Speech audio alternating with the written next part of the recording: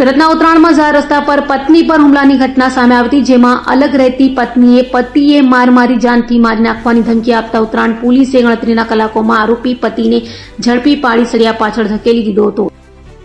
સુરતના ઉત્તરાયણ વિસ્તારમાં અલગ રહેતી પત્ની પર જાહેર રસ્તા પર તેના પતિએ હુમલો કર્યો હતો। આરોપી પ્રવીણ ગોળકિયાએ પત્નીને ગાળો આપી ધીક મૂકીનો મારી જાનથી મારી નાખવાની ધમકી આપી હતી। ઘટનાની ફરિયાદ મળતા જ ઉત્તરાયણ પોલીસે તાત્કાલિક કાર્યવાહી હાથ ધરી ગણતરીના કલાકોમાં આરોપી પતિ પ્રવીણ ગોળકિયાને ઝડપી પાડી સળિયા પાછળ ધકેલી દીધો હતો।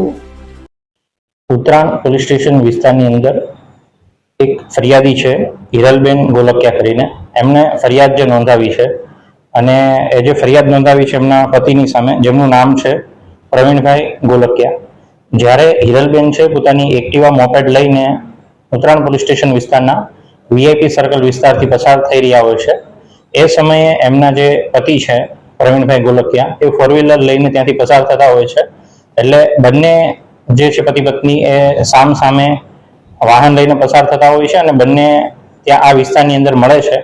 તો એમના કોઈ પારિવારિક કારણોસર એમની જે બોલાચાલી થાય છે અને બોલાચાલીના પરિણામે આવેશમાં આવી અને ઉગ્ર થઈ એમના જે પતિ છે પ્રવીણભાઈ ગોળકિયા એ એમના પત્નીને સાથે બોલાચાલી કરી, ગાળાગાળી કરી અને એમને જે છે એમની સાથે મારામારી કરવા લાગે છે।